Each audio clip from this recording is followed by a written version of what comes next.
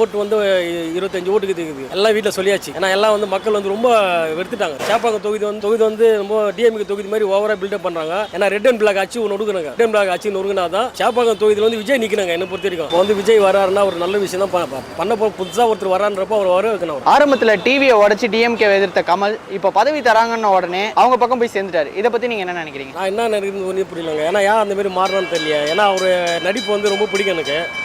அவர் டிவியை உடச்சிட்டு அடுத்தது யாரும் இருக்கக்கூடாது நான் தான் வரும்னு சொல்லியிருந்தாரு. இப்போ திடீர்னு டிஎம்கேல அந்த சப்போஸ் அந்த எம்பி சீட்டுக்கோசம் அவர் உள்ளே வந்துட்டாரு. அது நினச்சால மனசு வருத்தமாக தான் இருக்குது. அவர் தனிச்சா நிற்கும் போது இப்போ படத்துலேயே நடிச்சிருக்கலாம் தோணுது எனக்கு. ஏன்னா அவர் எதனால் அதுமாரி மாறினான்னு சுத்தமாக புரியல. இந்த பதவிக்காக அந்த கட்சியில் போய் இப்படி ஜெயிந்தார்ல, அப்போ அவர் கட்சி ஓப்பன் பண்ணதே ஒரு ஏமாத்து வேறையாக தானே மற்றவங்க பார்ப்பாங்க. அது எல்லாம் வருத்தமான விஷயம் தான் அது. ஏன்னா அவர் எதனால் அது மாறினாரு இன்னும் யாருக்கும் ஒன்று அது ஒரு புதிதாக இருக்குது. அது பணத்துக்காக மாறினார் என்னன்னு தெரியல. ஒருவேளை அந்த மருதநாயகன் ஷூட்டிங்கோசம் அவர் பணம் சேர்க்கணுமோ அதுனா அது தெரியல. ஏன்னா அந்த ஷூட்டிங் வந்து தள்ளி போயிருக்கு. ஏன்னா அதுக்கோசம் பணம் சேர்க்கணும். அது ஏன்னா எம்பி சீட் எதனா வாங்கினா அவர் ஏன்னா வாங்கினா தான் அவர் பணம் சேர்க்க முடியும்னு நினைக்கிறேன். அது நான் ஒரு கண்டிப்பாக தான் சொல்கிறேன். ஆனால் உள்ள என்ன நடந்தது நமக்கு தெரியாது. மது ஒழிக்கிறதா சொல்லி தான் ஆட்சி பிடிச்சாங்க இல்லையா? ஆனால் இது வரைக்கும் ஒழிச்ச மாதிரி தெரியல. ஆனால் அது மட்டும் இல்லாமல் டாஸ்மாகோட இப்போ ரீசெண்டாக ஒரு இஷ்யூவில் கூட இடி ரைடில் மாட்டினாங்க. இல்லைங்க, அது ஃபஸ்ட்டு நானும் அதுக்கு தாங்க ஓட்டு போட்டேன்.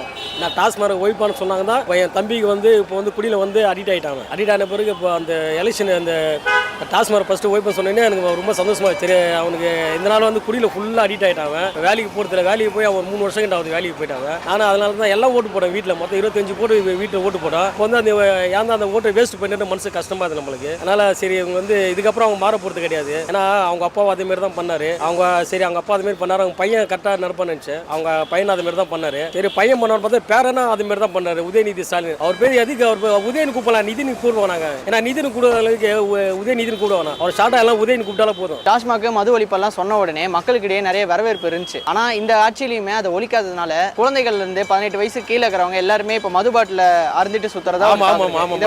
நானும் நம்ம ஏரியாவில் பாக்குறோம்பா. எல்லாம் மதுல ஃபுல்லா அடிக்ட் ஆயிட்டாங்க. இப்போ நீங்க நடுவில் நடந்து போன கூட சரிங்களா. இப்போ டாஸ்மாக் 10 ரூபா எக்ஸ்ட்ரா வாங்குறான்னு எல்லாருக்கும் தெரியும். இப்போ ஒருத்தர் கேள்வி கேட்கும் போது ஒரு டாஸ்மாக் அவர் பேர் நல்ல பேர் செந்தில் பாலாஜின்றவர் அவரோட டேரக்டா ஓப்பனா கேட்டாங்க. இந்த மாதிரி 10 ரூபா எங்க 10 ரூபா கொடுக்குறாங்க. அவர் வந்து நம்ம எல்லா விஷயம் தெரியாத மாதிரி அவர் பேசினார். அவர் ஏன்னா அது இப்போ எல்லாம் 10 ரூபா வாங்குறது எல்லாருக்கும் தெரிஞ்ச விஷயம். அது ஏன் அந்த மாதிரி பேசினா நமக்கு தெரியல. ஏன்னா இந்த கட்சியாக அந்த மது வந்து அவங்க ஓய்வுக்க மாட்டாங்க. ஏன்னா ஃபுல்லா வாயிலே வர சுட்டு தான் வாயில வர சுட்டுட்டு எல்லாம் பண்ணுவாங்க.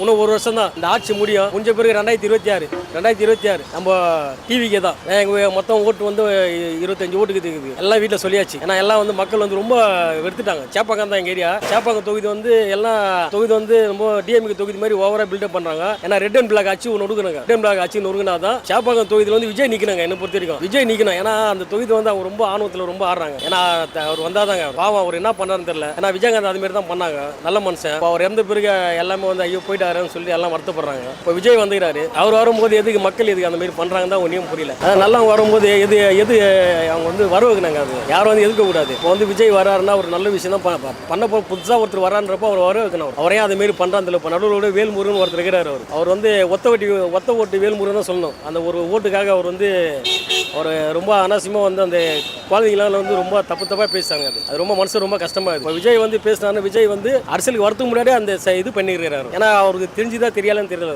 அரசியல் வரதுக்கு முன்னாடி இப்போ பாஸ் ஆன பசங்க எல்லாம் இட்டு வந்து ஒரு அண்ணனை கட்டி பிடிக்கிற மாதிரி. ஏன்னா அவருக்கு வந்து ஒரு தங்கச்சி ஒரு இருந்தது இறந்துட்டாங்க. இப்போ நேரம் பண்ணா அவங்க நேரம் ஒரு கல்யாணம் ஆகி ஒரு குழந்தை பெற்றுப்பாங்க. அவங்களும் இறந்துட்டாங்க. தங்கச்சி அவர் கண்ணில் பார்த்துனுச்சு. சின்ன ஒரு காமம் கூட தெரியாது. வேல்முருகன் பார்த்தாரா பாயிலும் தெரியல. அவர் அந்த ஓட்டுக்காக அந்த சீட்டுக்காக ஏன் இந்த எச்ச வேலை பண்ணாருன்னு நமக்கு தெரியல. ஏன்னா அந்த ஸ்டேஜ்ல நான் இல்லை என்னன்னாச்சு வேற மாதிரியா இருக்கும். ஆனால் அவர் பேசும்போது அந்த ஸ்டேஜ்ல நிறைய பேர் இருந்திருப்பாங்க. ஏன் விஜய் ரசிகர்கள் இருந்திருப்பாங்க. ஒருத்த கூட கேள்வி கேட்கலையா. அது மனசு ஒரு வருத்தம் தான். ரொம்ப வருத்தக்கூடியான விஷயம் தான் அது. ஆனால் இந்த வாட்டி அவர் வந்து டெபாசிட்டை வாங்க மாட்டார். அதான் இந்த போக்சோ சட்டம் ஒன்று அறிவிச்சிட்டாங்க. அது ரொம்ப சந்தோஷமான விஷயம் தான் அது. அவர் எப்போ உள்ள போறான்னு தெரியல. அவர் உள்ள போனாரா எங்க வீட்டில் வந்து பட்டாசு வெடிக்கணும். எல்லாம் பசங்க ரெடி பண்ணிக்கிறேன். பட்டாசு வெடிக்கணும். அவர் ரொம்ப தரகுறா ஒரு இல்லை. ஏன்னா அவங்க வீட்டில் ஒரு பொம்பளை பசங்க இருக்குது. ஏன்னா அவங்க அண்ணன் தம்பியில அவங்க அப்பா வரும்போது அவங்க பொண்ணு வந்து அப்பான்னு கட்டி பிடிச்சோன்னு அதான் வயசானவங்க வந்து 5 வயசு குழந்தை கூட ஃபிகரா தான் தெரியும். யார் வேல்முருகனுக்கு. ஆனால் தளபதி அப்படி கிடையாது. யாரும் அக்கா தங்கச்சி தம்பி அண்ணன் தம்பி அப்படிதான் அவருக்கு. நீங்க அந்த டிவியில பார்த்தாலே உங்களுக்கு தெரியுங்க. அவரு பிடிக்கும் போது அவரை அந்த ஸ்டேஜ்ல பேசும்போது எத்தனை மணி நேரம் நின்னான்னு தெரியல. உட்காந்தவங்க தண்ணி குடிச்சிருப்பாங்க. நல்லா ரெஸ்ட் எடுத்துருப்பாங்க. பாவம் அவர் வந்து ரொம்ப நேரம் அவரால் முடியல. அவரால் அப்படின்னு விட அவர் முகத்துல வந்து ஒரு டயர்டு தெரியல. இப்போ இந்த ஆளுங்கெல்லாம் வந்து சும்மா டம்மி இதுங்களா வேஸ்ட். யாரு இதெல்லாம் வேஸ்ட். டிவிக்கே தான். டிவிக்கே வரட்டும். ரெட் அண்ட் பிளாக் ஆச்சுன்னு ஒருக்குறோம். டிவிக்கை வந்து டாப்ல தூக்கி நிக்க வைக்கிறோம். அந்த வேல்முருகன் அவர்களுக்கு நீங்க தனிப்பட்ட விதத்துல ஒரு கருத்து சொல்லணும்னா நீங்க என்ன சொல்லுவீங்க? இல்ல அவனை செருப்பால் அடிக்கணுமா. புது செருப்பு வர இந்த செருப்பால் அடிக்க மாட்டேன். வீட்டில் பழைய செருப்பு இது தாத்தா செருப்பு அதில் அடிப்பேன். இது புது இதெல்லாம் அவனை கௌரவமாயிடும். அவனுக்கு ரூபாய் செப்பு பழைய செல்பு இருக்குது 20 ரூபாய் செப்பு அதுல சாணி தொட்டு அடிக்கணும் கரல மாட்டல எங்க பூந்து தெரியல இல்ல போலீஸ் சட்டம் வந்துச்சு அதுல அரெஸ்ட் பண்றாங்க அரெஸ்ட் பண்ண பிறகு இதுக்கப்புறம் திருந்துறானா இல்லையான்னு பார்க்கலாம் இல்லம்மா அது வந்து பண்ணிட்டான் ரைட்டு பண்ணும்போது வட்டியமை தொகுதிக்கான அவங்க வந்து ஒரு கேள்வி வைக்கணும்ல இப்போ வந்து ஸ்டாலினா கம்முனுக்கிறாரு அவங்க பையன் உதயநிதியே கம்முனு என்னடா இது மாதிரி பேசிட்டாருன்னு சொல்லி அவங்க யாரும் வந்து ஒரு அறிக்கை கூட கொடுக்கல அறிக்கை கொடுக்கல அவருக்கு இருந்தா இதுமா பண்ணல ஏன்னா அந்த மாதிரி வாய முடினுங்கிறாங்க தெரியல ஏன்னா அவர் பேசும் தப்பு ஏன்னா எல்லார் வீட்லயும் பொம்பளை பசங்க இருக்கிறாங்க எல்லார் வீட்லயும் பொம்பளை பசங்க இருக்கிறாங்க எல்லா அக்கா தங்கச்சி எல்லாம் கூட ஒன்னா பழகிறாங்க இவங்க வந்து இன்னும் வந்து பதில் சொல்லாம மௌனமா இருக்கிறாங்கல்ல டிஎம்கே அது எதனால வந்து தெரியல இப்போ வந்து குரல் கொடுத்து யாருன்னா நம்ம டிவிக்கே தான்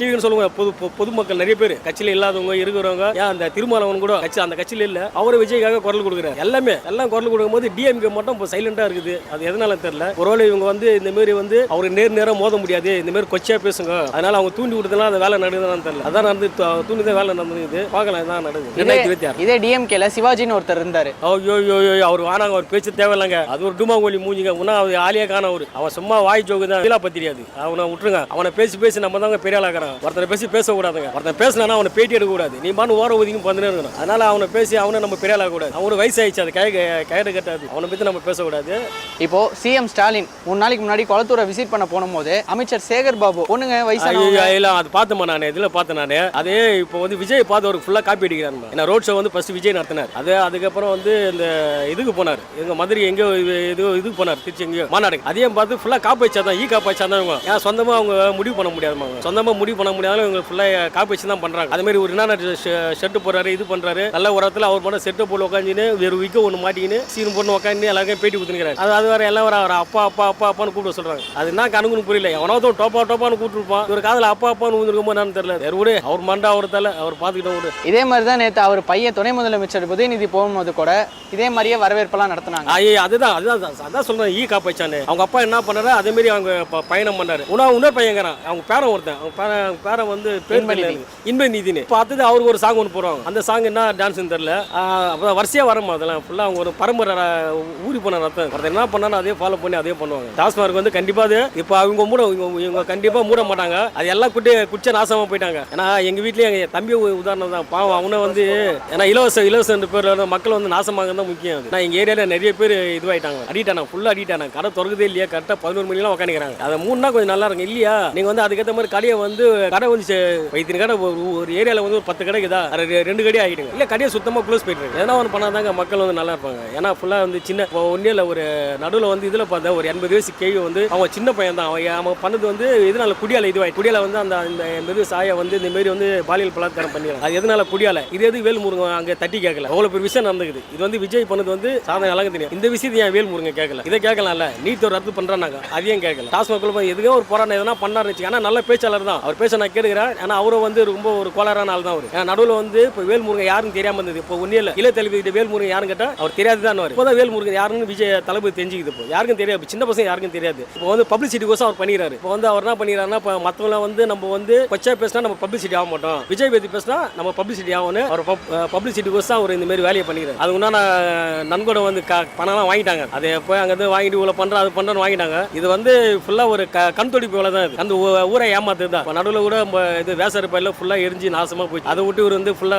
ப்ரோக்ராம் போட்டு டான்ஸ் ஆடின்னு ஒரு அரசியல் நடத்த தெரியலங்க அவர் அரசியல் நான் சுத்தமா தெரியல அவர் பாவம் ஏன்னா அவரால் நல்லா என்டர்டைன்மெண்ட் ஆகுது எனக்கு இந்த போன்ல நல்லா சிரிக்கிறேன் ஆனா அவர் போனா நல்லா இருக்குன்னு பாக்குறேன் அவர் போனால வருத்தமா தான் இருக்கும் ஏன்னா நல்லா காமெடி பண்றாரு ஆனா இது வரைக்கும் எந்த அரசியல் தெரியல யாருக்கும் அந்த மாதிரி பண்ணது கிடையாது இவர் நல்லா பண்றாங்க அவர் நல்லா காமெடி தான் டிஎம்கேவின் குடும்ப அரசியல் பத்தி என்ன நினைக்கிறீங்க ஐயா அது வந்து அது மாறாதுங்க அது எத்தனை வருஷத்துல அப்படிதான் இருக்கும் இப்போ 2026 ஒரு மாற்றம் வந்தாதான் குடும்ப அரசியல் அவ்வளவுதான் அதான் சொன்னேன் ரெட் அண்ட் பிளாக் ஆச்சு நொறுக்கிட்டேன்னு வச்சுக்க அதுக்கப்புறம் குடும்ப அரசியல் எவனும் வரமாட்டாங்க அதனால தளபதி அவர் வந்தாருன்னா டக்குன்னு லேடிஸ் நல்லா பண்ணுவாருமா அது ஒன்றா எனக்கு கன்ஃபார்மாக தெரியும் லேடிஸுக்கு வந்து குழந்தைங்க படிப்பு வசதி சரி இந்த டாஸ்க் எல்லாமே அவர் கரெக்டாக பண்ணுவார் அங்கே ஒரு படத்துக்கு வந்து இப்போ 200 கோடி விட்டு ஒரு மனுஷன் வரான்னா அவர் வயசாச்சுன்னா கூட பரவாயில்ல வயசாயிடுச்சு படம் வாய்ப்பு இல்லைன்னா பரவாயில்ல ஒரு படம் வச்சா கூட 250 கோடி அவருக்கு வாங்குவார் அதெல்லாம் விட்டுட்டு வராருன்னா அது எவ்வளோ பெரிய விஷயம் அது ஏன்னா நீங்கள் ஆட்சி சரியாக நடத்த தெரியல நீங்கள் ஆட்சி கரெக்டாக நடத்தினா அவர் ஏன் உள்ள வர போறாரு எங்கே இந்த மனுஷன் சினிமா நடிச்சிட்டாக சாப்பிட்டு வீடு சொகுசா கால் மேலே கால் பண்ணி தூங்கலாம் அவர் நீங்கள் உங்கள் ஆட்சி சரியாக நடத்தல அதனால அவர் வராரு அதனால் அவர் வந்து வர வைக்குங்க ஃபர்ஸ்ட் ஏன்னா யாரையும் வந்து அரசியல் ரீதியாக வந்து அவர்கிட்ட விமர்சனம் பண்ணுங்க ஏன்னா அவரை வந்து நீங்கள் கொச்சையா பேசாதீங்க ஏன்னா இந்த மீடியால எல்லாம் பார்த்துக்கிறாங்க குழந்தைங்களுக்கு பெரியவங்க எல்லாம் பார்த்துக்கிறாங்க அதனால அந்த விஷயத்தை மட்டும் நீங்கள் கொஞ்சம் தவிர்த்தா நல்லா இருக்கும் துணை முதலமைச்சரோட மகன் இன்பநிதி